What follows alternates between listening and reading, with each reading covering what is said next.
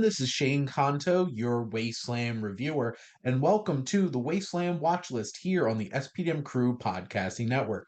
And this is my weekly show where a guest and I play some movie roulette and randomly select a movie off my enormous movie watch list, and it could be basically anything. And we certainly found a crazy little animated short film to be talking about for this episode, Strange Invaders. But joining me is David Knight. Thank you so much for taking the time. Thank you, sir. Thanks for having me on. I appreciate it. Absolutely. And before we jump into talking about this interesting little short, do you have anything that you'd like to plug to the audience? Right now, honestly, I'm just kind of chilling and talking to you about movies. I am an aspiring actor and I'm working on a few short films with the UNC School of the Arts in Winston-Salem. Hopefully, doing something on a YouTube channel called Aerolith Films. This is with a guy named Richard Valentine. It's in the works, but it's called Paranormal Society, and that's in Okay. development right now. So keep your eyes out for that if y'all want to check out those things. But those are still in the works. So like what that's one to do more podcasts and talk about movies and stuff. So that's what I'm There you here go. for. So things to look forward to. But let's jump into Strange Invaders here.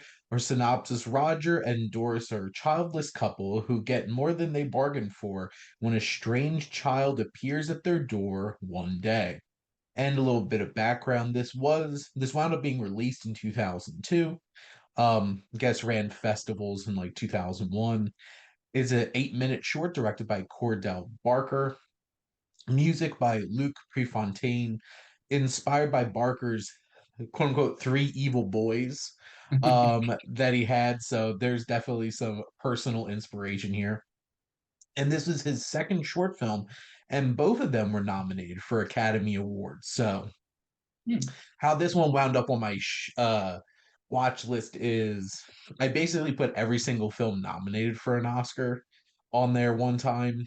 I went through, Okay. so that's how this one wound up on there. So, but yeah, so let's dive in. But David, what are your general thoughts on Strange Invaders? I've always find watching Canadian animation of this time interesting because it's always kind of like grotesque and crude Mhm. in a Yep. way. Like I grew up watching Ren and Stimpy, and I Yep. remember as a kid I watching my dad's like, "You can't be watching that." I'm like, "Why not?" And as I got older, I understood why. Yeah. But yeah, it reminds me of that, that feel from up there, So I thought that was interesting, and it was a fun little short, pretty creative and a lot of just interesting things that happened. I don't want to say too much right now, but yeah. So Yeah, it's that was honestly one of the first things that stood out to me watching this was the grotesque character designs and thinking like yeah, this is very much of animation at the time because yeah, like obviously there's big studios and what they were doing in terms of animation like Disney and DreamWorks at the time, but like if you look at television like Nickelodeon, a lot of the animated shows look like this, whether it's, like Ren and Stimpy or like Rocco's Modern yeah. Life Srocco's a good or one. Yeah, like Ah Real Monsters. It all has that like strange, like grotesque kind of feel to it. that's right. So it really does feel like that period of time. And it also very much like one of the reasons why I pointed out Prefontaine, the composer, is like it felt like it had a Danny Elfman-esque score to it. And obviously he was extremely popular late 80s into the 90s into the early 2000s. So it definitely had that kind of like strange kind of feeling to it because it's about aliens. It's about a Yeah, strange little child landing on our planet and being stuck with this family. And they're just little details that kind of stood out to me from filmmaking perspective. Like there's this little montage that happens through like these pictures and stuff, and it's just like look at our child, and like the kids just like demons staring at the camera through all the pictures, and you're like, yeah, there's something wrong with this child. And they wind up going into like his face later in the film and it's just like this green tint and everything. It just had that kind of strange unnerving kind of vibe, like little details of like a horror-esque kind of atmosphere thrown into this film that at the core of it's really about like that fear of like being a parent He's like, Hmm. what am I going to do with this child? Exactly. And I saw that kid. I thought of a few combinations. I thought of, that kid in The Omen is supposed to be the Antichrist. I Hmm. had that feel a lot with Yep. that one. And also, of course, Adam's Family stuff obviously was there. Yep. That was interesting. So that was kind of like that eerie feeling going on. But yeah, you're right. Totally. I mean, I have a daughter. I have a 10-year-old daughter. And I remember when my ex was pregnant with her. And I remember the concerns I had, the anxiety, the feelings, trying to get the room ready and all this. And it was, yeah, it's always like, am I going to be a good parent? Am I going to do it right? And you worry about this stuff. And even now, and because she's 10 years old, like I said, but even now I still wonder if I'm doing a Mhm. good job as a dad. So I think that never goes away, really. Well, and I think that's a very interesting perspective with this film for sure, because it's like, it's that fear of like, what if my child is somebody I can't control? And like, obviously, this is like a strange, crazy, like demon child from outer space, and it has like these fleeting moments of like, it gets a little bloody and stuff like that. Those poor fish, they Oh didn't stand a God. chance. Yeah. Yeah, hey, eating the damn plate instead of eating the food on the plate. It starts destroying everything. It's like worst nightmare. Like somebody's seen a robot chicken or something, right? Yeah. Just crazy. Well, and it's like I can't control this child. And then my wife leaves. I'm stuck like this is just my problem now. Like, what am I supposed to do here? Oh God, And yeah.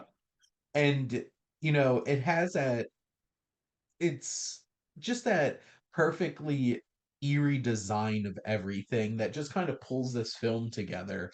And for 8 minutes, it keeps your attention. It has a Mhm. fast pace to it. It's interesting to look at. It has a creative look. And at the core of it, it's a thematic story of like it has this very specific thing that it's trying to say and has a fun, creative way of doing it. And it was a fun time. I really enjoyed it for sure. Yeah, it was fun, a little short, and that dad, right? I see a lot of myself in that dad because he's nerdy, a little socially Mhm. awkward, doesn't Mhm. pick up on cues, right? Like if I'm watching the first time, it's like, does he know she's pregnant, but he doesn't know she's pregnant, or is he in denial about it? Mhm. It's not very clear. And then, of course, at the end, a little spoiler to everybody, at the end, he finds out, he sees baby books. So, whoa, wait a minute. But, even after that nightmare, he's still happy. You know, Yep. Well, yeah, and I think that's the important thing. It's like it's okay to be afraid of the unknown. It's like this is a whole new world you're about to open up. But at the end of the day, it's just like I'm here.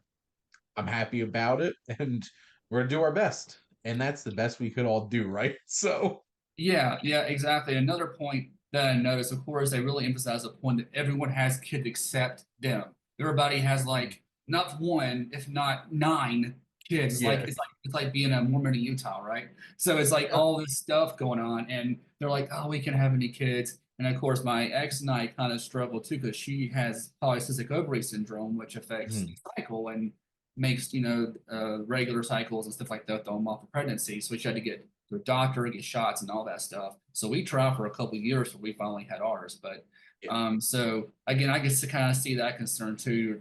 It makes you wonder, like, how long had they been trying to have kids? Is this something Mhm. they've been trying for a while, or So I think about that from my personal point of view.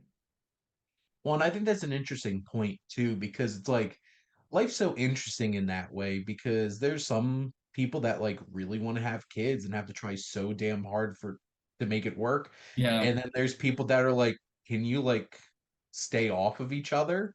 And just like breeding rabbits.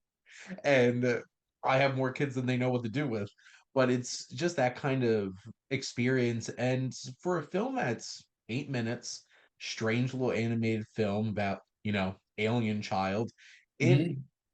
it hits into a lot of different kinds of things related to this idea of being a parent and that coming and that expectation. But yeah, David, do you have any other thoughts that you wanted to point out about the film? One little funny thing, that poor dog. That poor dog. Just that baby came along. They said pretty much "fuck you" to the dog, and then just I don't think I said "no, I'm sorry," but It's all just said good. F you to the dog and just kicked it outside. The dog's like, oh my God. Because our little dogs got jealous of the baby too. So Yeah. that's also, again, all this is so accurate. It's amazing how real life accurate it is. Well, and even just like the little poster that they have of the film on IMDb is the poor dog like shivering out in the snow. Yeah, that Um, poor thing. with like the baby silhouette in the light of the doorway, and it's just like that really encompasses, I guess that kind of gives the vibe that like the main conflicts between the dog and the child, but it is a part of the story, and that's always a big thing. Like my wife and I would like to have kids. We have three cats right now. We Oh don't know yeah. how that baby's going to react to having three cats around, stuff like that, and that's going to Or be a even fun thing better, to how find three out. cats can relate to having a kid around. I know you're a cat person, so I don't want to offend, but I always joke around and say there's a reason that cats rule the underworld in Egypt. Always say they're kind of evil creatures, but I'm not a cat person, so Oh well, here's the thing. They're cute. That's why they could get away with it. Because all three of ours are cute, and they get away with a lot of stuff. oh, And I'm now sure. I'm pretty sure they're pretty evil, each of them, on some level, and they Yeah, don't like each yeah. other. But yeah, Mm. so this is a fun film. The nice thing about like an animated short film like this, it's on YouTube, so you can go check it out. It's Yeah. 8 minutes, an enjoyable little film. But David, I appreciate you coming on and chatting about Strange Invaders with me. Yeah, man, thanks for having me on. This was fun, and hopefully we can do it again. Absolutely.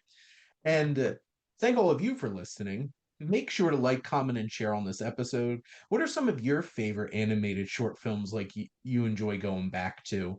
And make sure to follow or subscribe wherever you listen to your podcast. The SPM Crew Podcasting Network is ever expanding. If you're interested in being a guest on one of our shows, or you have an idea for your own podcast, make sure to reach out and see what we can make happen. And if you like our logo, make sure to check out HiFlyer Creative for all your digital marketing needs. But most importantly, thank you as always for tuning in and supporting the Wasteland Watchlist here on the SPM Crew Podcasting Network.